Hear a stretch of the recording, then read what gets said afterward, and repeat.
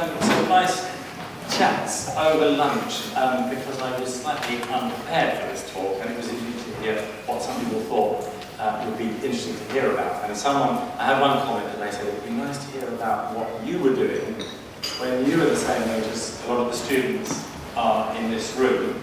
And I thought that wouldn't be a good idea because I wasn't doing very much at all when I was your age. I start off just by introducing myself. My name is Alex Monro. I am a jewellery designer and maker.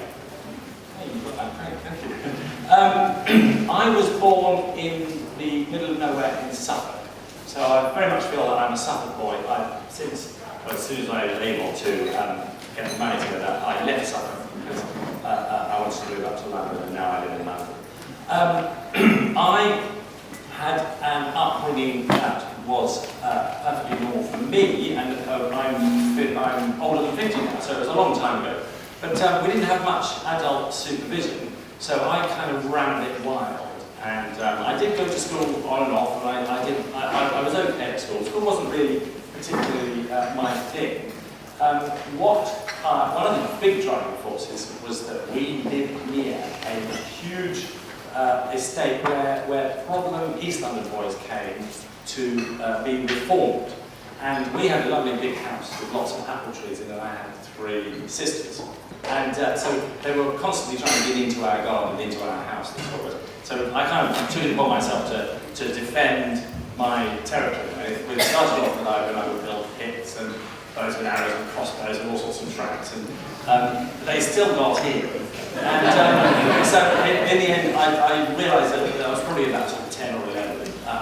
One thing I needed to do was I needed to fund my war against these boys, so I developed a wonderful technique of casting. So I would cast big fence pieces and buy cigarette machine with my big fence pieces, and then sell them to the boys that I was later going to shoot with the money that I got. You understand the process. So I was quite good at that. And then I realised I needed to reinvent for myself gunpowder because the crossbows and things weren't working. So I needed landmines and shotguns and things like that. So I was all my efforts and energies went into that. I wasn't very good at school. It was a nice enough time. But what I would say is we've heard a lot about passion, which is a wonderful thing if people have passion. I certainly didn't have any passion. I just wasn't very good at anything else. So a lot of my talk today is going to be to some of you students who, if you're anything like me, might be sitting there thinking that you hear a lot from people who have these great passions in life, and you might be thinking, well, why hasn't this happened to me yet? It certainly didn't happen to me. What happened with me is that I wasn't very good at anything else, but I was quite good at making things. So it was a series of closing doors for me, because not being very good at things at school, I wasn't very good at sport, I wasn't very good at music, I wasn't very good at girls, I wasn't very funny, but I was very good at making things. So I ended up in the art room and in the DT room, and boys would bring their motorbikes around my house at the weekend, and I'd show them how to fix them, make them go faster.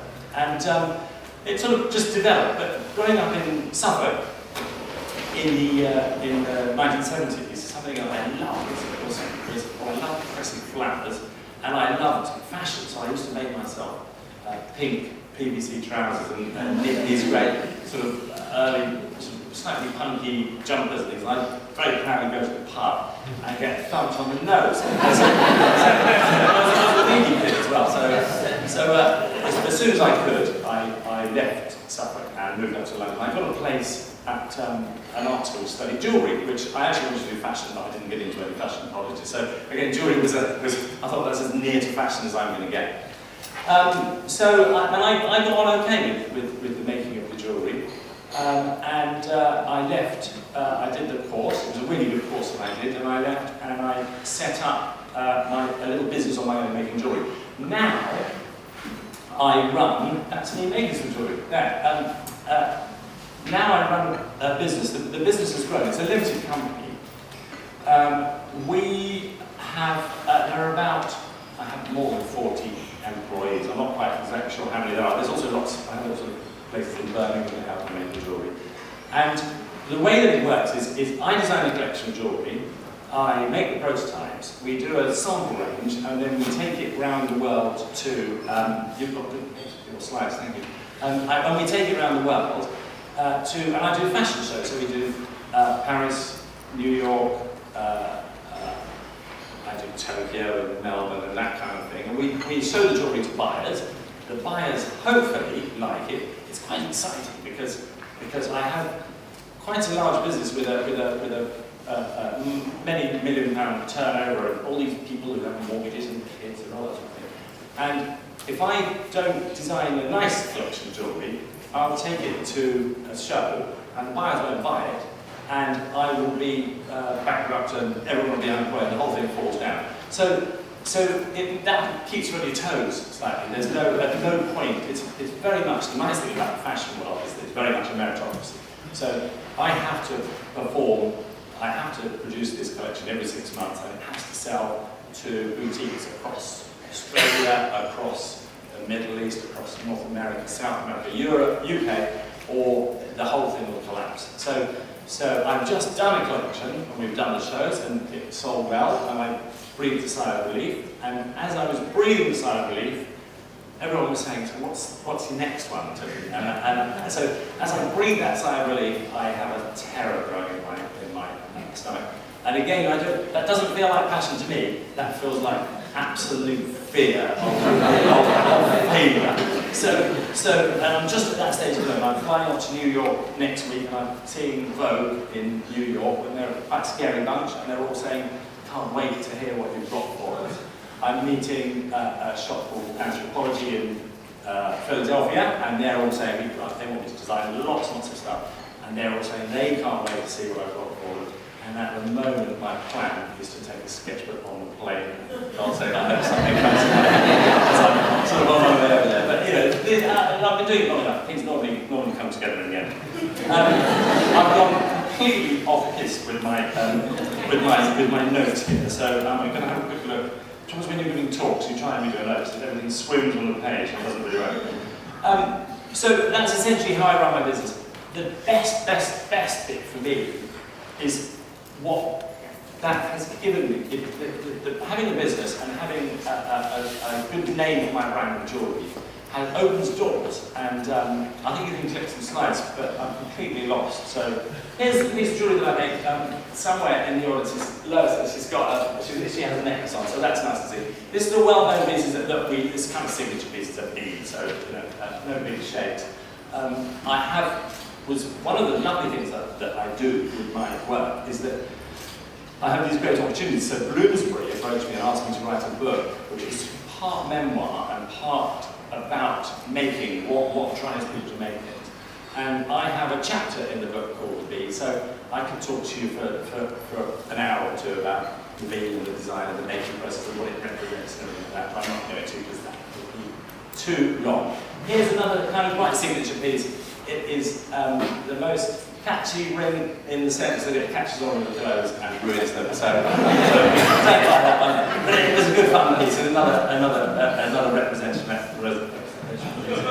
Here's a shrimp. I haven't got enough time to tell you about the shrimp, but there's some ideas of the sort of pieces that we do. The great thing that the work gives to me is that it opens all these doors. So I was on Monday. I was in Buckingham Palace, and I got the whole place to myself, and they had to turn the lights on just for me. So I was just walking around feeling slightly sick because they've got more stuff than you can ever imagine in there. But I had the whole place, and I was walking around with my sketchbook. I think if you click through this is because this has gone well, and my parents were architects, and if I had been good at school, I would probably become an architect myself. But I was able to work with Stone Prize-winning architects to build a studio in London Bridge, which we designed together and built. And it was just such a brilliant opportunity. And it was one of those funny occasions where I found myself in a room with architects and people and we're talking about having a shower and workshops here and there. And you kind of feel like you're an imposter quite often in life, because you sort of think, what am I doing here with all these amazingly talented people building this amazing building, bringing manufacturing back into the heart of London? because it's just little old, you know, me, this little kid from Suffolk who shouldn't really be here, who shouldn't be doing this. So that's one of the fun things often as you go through life, is you'll quite often sort of think, what on earth am I doing in this situation? Like, what am I doing in the Queen's, you know, poking down the corridors and having a look at her at the table? What are you doing? I didn't break him. I was designing jewellery for him, so, you know, but I was, if we can carry on, a big part of the process, I've lost you and I've lost myself, so I'll take this. A big part of the process, of course, is you have to do PR. So there's a picture of Florence. What's lovely, again, is I get to meet and pretend to be friends with I had a lovely time with Florence, and she completely ignored me, and when I asked how she was, she just looked the other way. So, the trouble I didn't do, it's written there, that's Doolittle, so we do a lot of work. So again, there's a whole side of things where I do things for celebrities, because it's kind of endorsement and publicity for the jewellery that I make. I'm going to whiz through Elmer, she's nice, Emma Watson, never met her, but I write cards to, I had to write someone, Tandy Newton or someone, I had a baby recently, and I had to write a card saying, darling Tandy, you know, so marvellous to hear your news, you know, mwah, mwah, mwah. And I gave it to my assistant, who gave it to the mailroom, who sent it to Tandy Newton's assistant, who probably threw it away or something like that. But it's all part of the game that we play, and it's just to, you know, get your name out there and that kind of thing. Let's get rid of these people.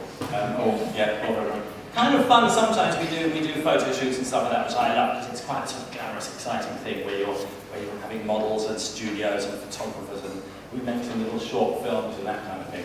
I stay away now because I'm useless at them, and everyone else is better than me, so they ban me from signing up anymore. There's the book, which is a great opportunity to be asked by a publishing house like Bloomsbury to write a book. So that's one of the nice things for me, is that all the hard work that I've done over the years is now a door opener, really. That's the way that I see it. So I can do, Buckingham Palace, that's me. That was the best I could get. I helped them with that and did a bit of filming on that. This is a trip to Japan. That's another fun thing, is that I get to travel all over the place, which is great, and Australia. Oh God, that's the gang at work. This is the gang at work. So I have a fantastic group of people. They're mostly young women, actually, who work. And we have a lovely, casual, fun environment where we all have lots of fun making jewellery. And we're very collaborative, so they all join in and help me make jewellery. So we have a sort of a great business where we're a bit of a family, really, and we do that. This is for Christmas. I designed some jewellery. We did a lovely project called 12 Days where, so this is an earring I made, a mistletoe earring that I made, which is probably the last piece that I've made. I guess what I'm trying to say is that I'm not really talking to the people who already have a passion, and to the A-star students amongst you. I'm kind of talking to people more like me, the sort of B students, the C students, and actually the F students. I have lots of people come through my doors, lots of young people come on work, and I really don't care about their exam results. What I care about is their approach to life, and their understanding of the fundamental, unbreakable rule that you will only ever get out of something what you put in.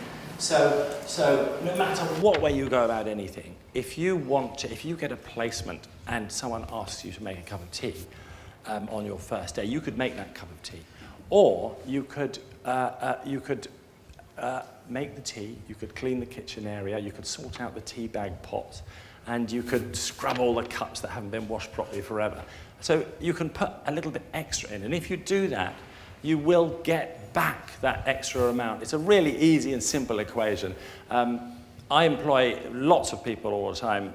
The last two placement people that I had, one came in the morning and slumped on the table and went, ugh. And we were all a bit shocked, and we said, oh my gosh, what's the matter with you? And she went, I went out last night and I'm absolutely exhausted.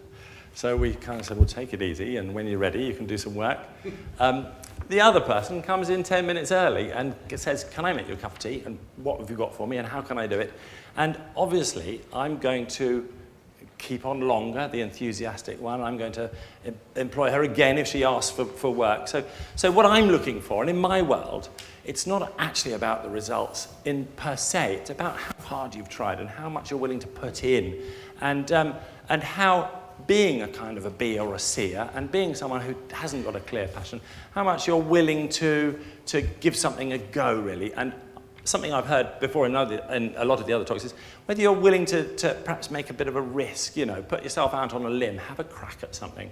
And that seems to me to be the main ingredients that kind of gives people enough get up and go to come and work with me. And certainly that's what I did and the way that I carried myself through my career.